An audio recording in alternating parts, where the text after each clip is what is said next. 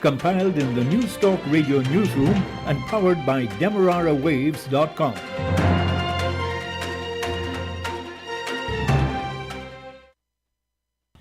With the news at this time, I am Ron Robinson. A very good day to you. First, the lead stories. The Guyana Police Force moves closer to the promotion of officers. The National Assembly has approved nominees for the Public Procurement Commission. A teacher has been killed. Regionally, the suspect in the Brooklyn, New York shooting and smoke bomb attack has been arrested. A former Antiguan radio personality has admitted to committing fraud. The details of these stories and international news from the BBC in just a moment. Want value for your money? Of course you do. So what you want is News Talk Radio Guyana 103.1 FM for best value, wide coverage and streaming online worldwide on them waves. Call our helpful staff today on 223-1056 or 223-1041 for low rates. Advertise with us. 103.1 FM. Accurate information blended with great music. And now the news in detail. The National Assembly Wednesday night unanimously approved the 5 persons who would be serving in the Public Procurement Commission, PPC. Those approved by the Bipartisan Public Accounts Committee as suitable candidates to sit on the PPC are Attorney-at-Law Pauline Chase, Economist Joel Bhagwandin, Rajnarain Singh, Barclay Wickham, and Diana Rajkumar. The PPC is responsible for monitoring and reviewing the functioning of all public procurement systems to ensure that they are in accordance with law and such policy guidelines as may be determined by the National Assembly. The nominees secured at least 2/3 support from members of the National Assembly in keeping with Guyana's constitution. Mr. Wickham and Ms. Rajkumar have been nominated by the opposition, a Partnership for National Unity plus Alliance for Change. PAC Chairman Germaine Figuera welcomed the role played by several stakeholders in picking the 5 persons to sit on the PPC. I would like to thank all the members of the Public Accounts Committee, the subcommittee, our advisors, the staff of the Parliament that serve the committee, the media, and for all the work we would have done in helping to bring this Public Procurement Commission to this final stage, where we would have shortlisted the 5 members who will serve on this constitutional committee. Minister of Governance Gail Teixeira welcomes the composition of the new PPC. So that we have had 2 years, almost 2 years without a PPC, and I believe that in the process that we went through, I think we have found some very good Guyanese to be able to take on this responsibility and continue the work of the former PPC. We have a young lawyer, we have a financial consultant, we have young people in this. So what is really interesting about this group of 5 individuals is that they're representing a younger generation with younger generation in the majority and one older person with experience. Minister of Governance Gail Teixeira. The National Assembly Wednesday night approved the nominees for the Police Service Commission, PSC. That's the constitutional body that is responsible for the appointment and disciplinary action against police officers above the rank of inspector. Those nominees would now be sent to President Irfan Ali. After several previously approved bodies had been consulted, those unanimously approved by the Bipartisan Parliamentary Appointment Committee are businessmen Ernesto Chuafat, Attorney-at-Law Charles Conway, businessman Akeem Mohammed, and Pastor Patrick Findlay. The Parliamentary Appointment Committee had consulted with the Guyana Police Association, Association of former members of the Guyana Police Force, and the National Community Policing Executive. The PSC expired in August 2021 after having been embroiled in a controversy and court action over whether President Irfan Ali had rightfully suspended that body, and government had disregarded the announced promotion of more than 100 police officers. This has been a very important constitutional body that has been waiting, said the chairman of the appointment committee. Alliance for Change AFC leader Kemraj Ramjatan had sought the removal of Mr. Findlay on the grounds that he was a public officer who was working at the Ministry of Human Services for remuneration. However, he relented after Minister of Human Services Dr. Vindya Prasad clarified that Mr. Findlay was providing voluntary service as part of a support network. The leader of the People's National Congress Reform, Aubrey Norton, is tipped to be the opposition coalition's presidential candidate at the next regional and general elections.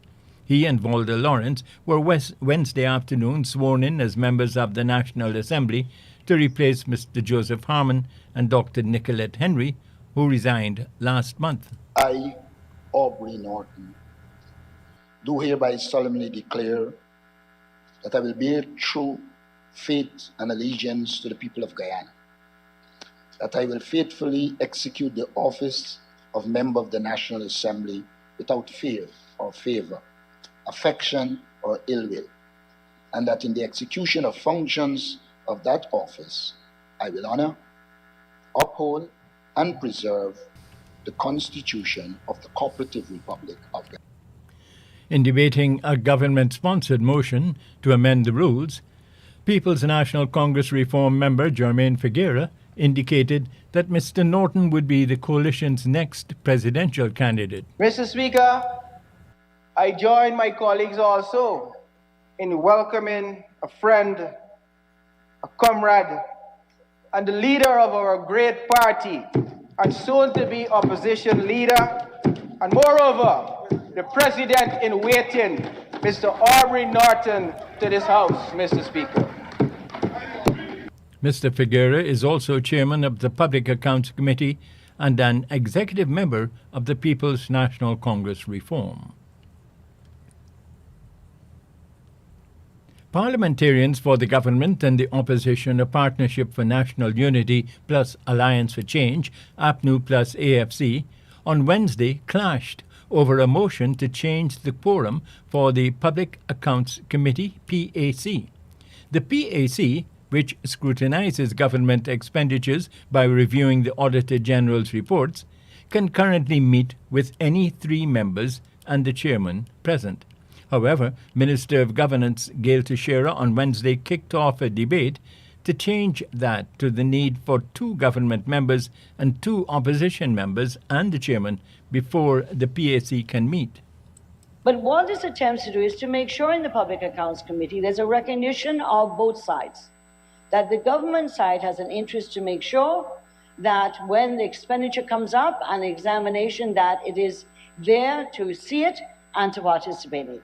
Just as it is the right of the opposition to be there and to do what they have to do in the PAC. PAC Chairman Jermaine Figuera says the changing of the quorum goes to the heart of fighting corruption. This motion is one in which we on this side will always have grave concern with for the future modus operandi of this committee, for good governance, accountability, and transparency. Mr. Speaker, this is happening at a time when major government investments are taking place without feasibility studies, Mr. Speaker, where questionable spending of the people's money are done. This is the time the Honorable Minister chose to bring such a questionable motion to this House. However, PAC member and Public Works Minister Juan Edgell is defending the decision to change the quorum. He says that already under the existing quorum of any 3 members and the chairman has attempted to railroad decision-making. When you see that, sir, and you have a quorum that says any 3 members could show up, you know what that could mean? If for some reason, whatever is the cause, members of government are not able to show up, You might very well hear the entire 2018 or 2019 is closed. The paragraphs are closed and the matter is finished and there will be no examination. That is what we are protecting here by this motion.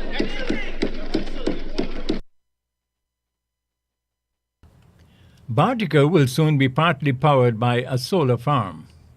Prime Minister Mark Phillips says the 1.5 megawatt solar farm is expected to come into operation in another 2 months. He noted that it will also aid in the transformation from fossil fuel to greater use of renewable energy, thus reducing Guyana's carbon footprint. Construction of the solar farm is 90% completed. At present, the cost per barrel of light fuel oil is about $159. To produce 1 megawatt of electricity per hour takes about 60 gallons of LFO, or approximately 1/4 barrel. A teacher who was 19 years old was killed at her residence at Craig, East Bank, Demerara. Police say the prime suspect, who is 21 years old, has since been handed over to police. Dead is Shanice Walks. Police say that she was killed between 3:30 Tuesday afternoon and 11:45 Wednesday morning. Police and the suspect visited the scene, where Walks' body was observed dressed in a white striped top with long blue pants, lying on her back beside a bed with a knife stuck in the left side neck. Investigators were told that she and the man had a misunderstanding. According to police, Walks allegedly armed herself with a knife, and while the man tried to take the knife away from her, she was stabbed to her left side neck. Crime scene detectives were also informed that the suspect became afraid, secured the house, contacted his brother, and told him what happened. Police say the suspect's brother and an aunt handed him over to the police at the Grove station. The prime suspect in the shooting and smoke bomb attack at a Brooklyn, New York subway station has been arrested. Thousands of Guyanese and other Caribbean nationals live and work in Brooklyn. More than 12 persons have been injured. CBS News reports.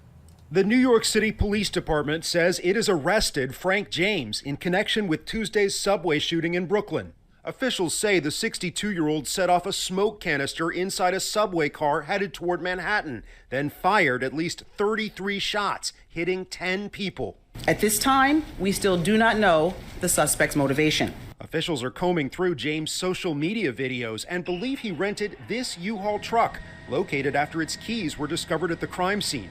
Investigators also recovered a tote bag that included a hatchet, 2 gas canisters, and a 9mm handgun that apparently jammed during the attack. Women are screaming, people are screaming, someone's saying something about guns, people are covered in blood as they're running towards us. Brooklyn commuters are again using this subway station where the attack happened, but many are wondering why its surveillance cameras were not working at the time. I think that in the one location by the turnstile, there was apparently a server problem, which they had been working on the day before. MTA CEO Jano Lieber addressed the security camera issues on CBS Mornings. We have 600 cameras on this one line. So the cops have been looking overnight at all of the stations, where he got on, where he might have gotten off. New York City Mayor Eric Adams says the city will now double the number of police on patrol in the subways to help commuters feel safe. Bradley Blackburn, CBS News, New York. Now for regional news. Dutch bank ABN AMRO on Wednesday apologized for the role of its legal predecessors in the slave trade, plantation slavery, and the trade in products that originated in slavery during the 18th and 19th centuries. The lender asked independent researchers in 2020 to investigate its own past in light of the global debate about systemic racism and the inequality faced by black people. The Dutch Central Bank earlier this year said it deeply regretted the role many of its early directors played in the 19th century slave trade.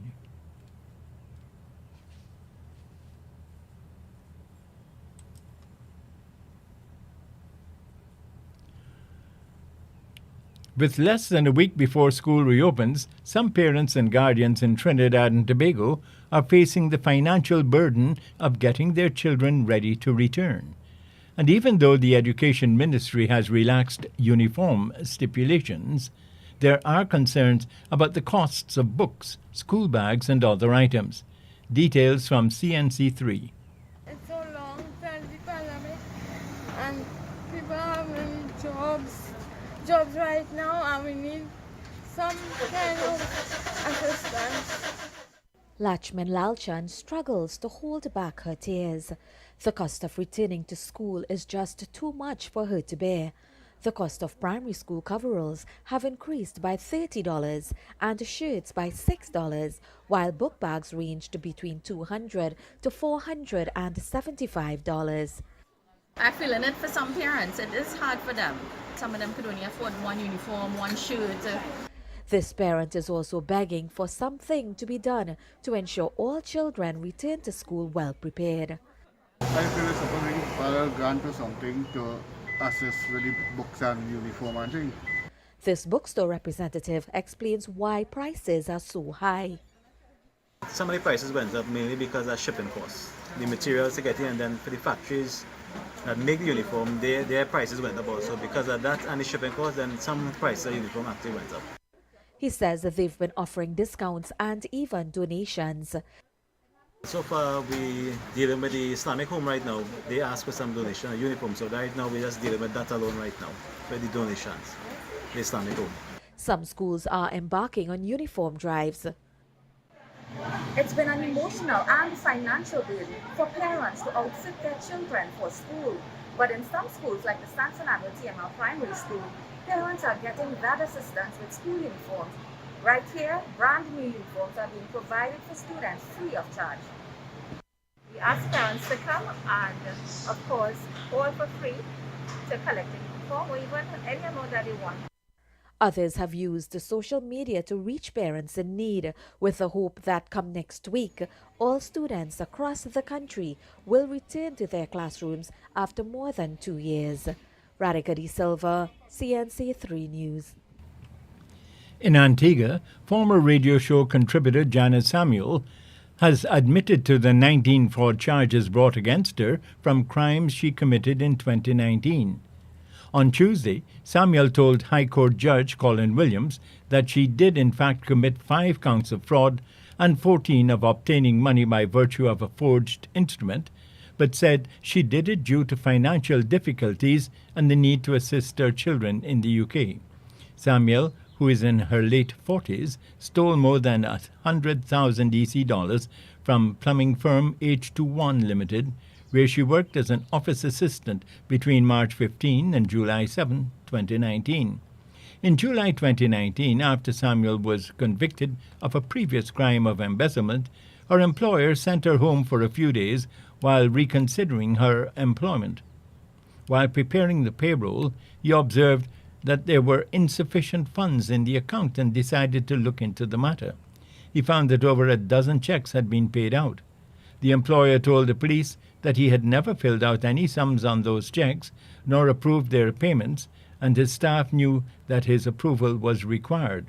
Samuel is said to have prepared the checks and issued them to an associate of hers who was not affiliated with the company. They were allegedly cashed at a gas station by the individual, but when questioned, he said he did not know he was involved in a crime. Samuel will be sentenced on May 4.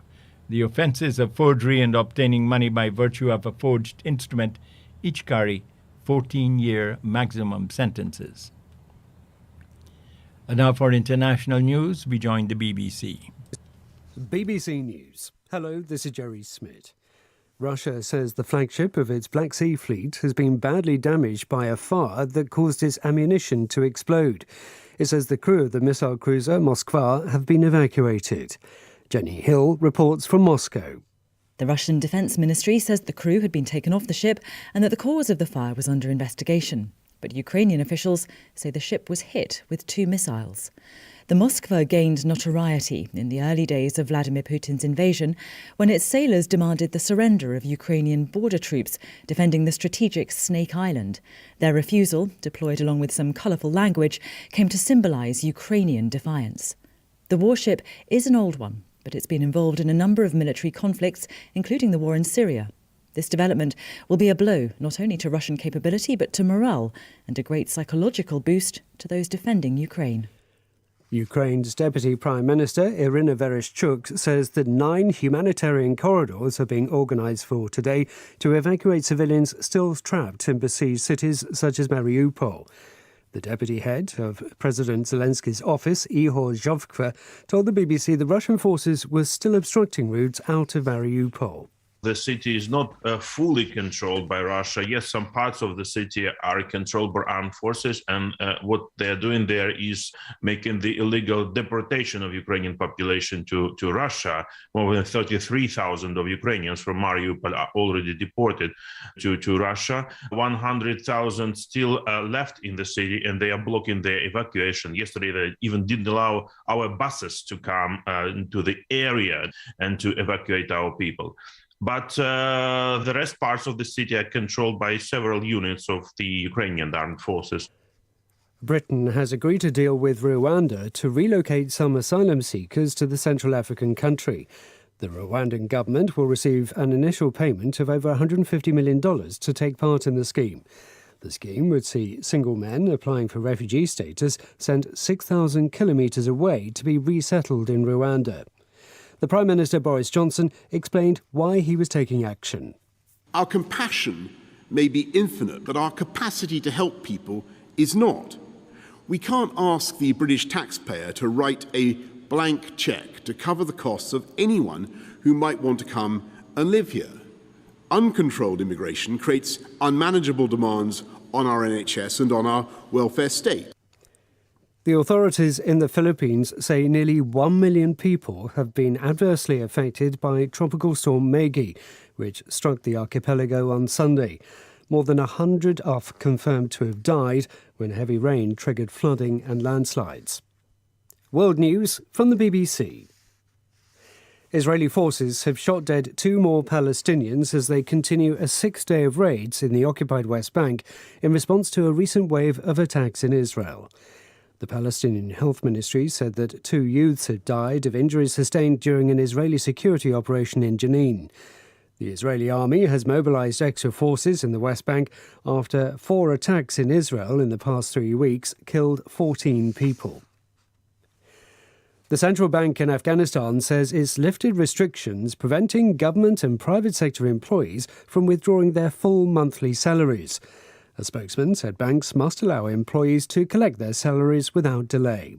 Ambarasan Etirajan reports.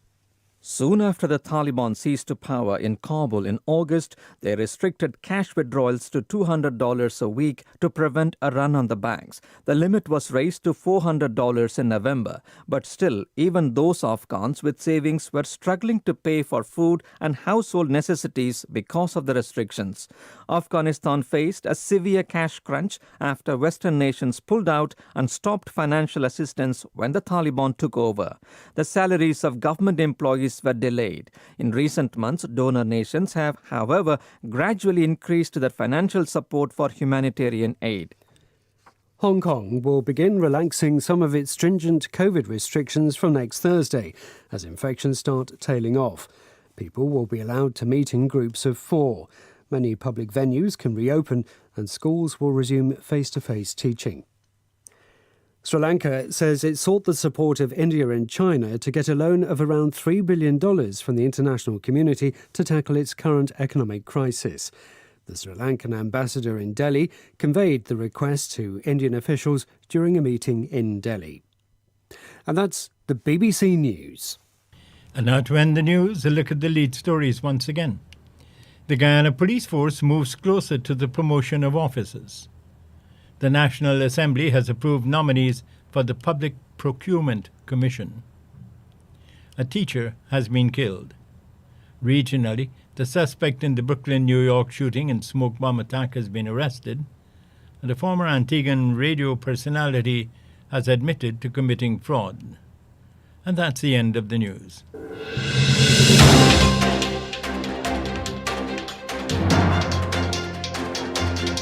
This has been the news, compiled in the News Talk Radio newsroom. For ongoing updates, visit demerarawaves.com, and you can check facebook.com/demwaves and twitter.com/demwaves.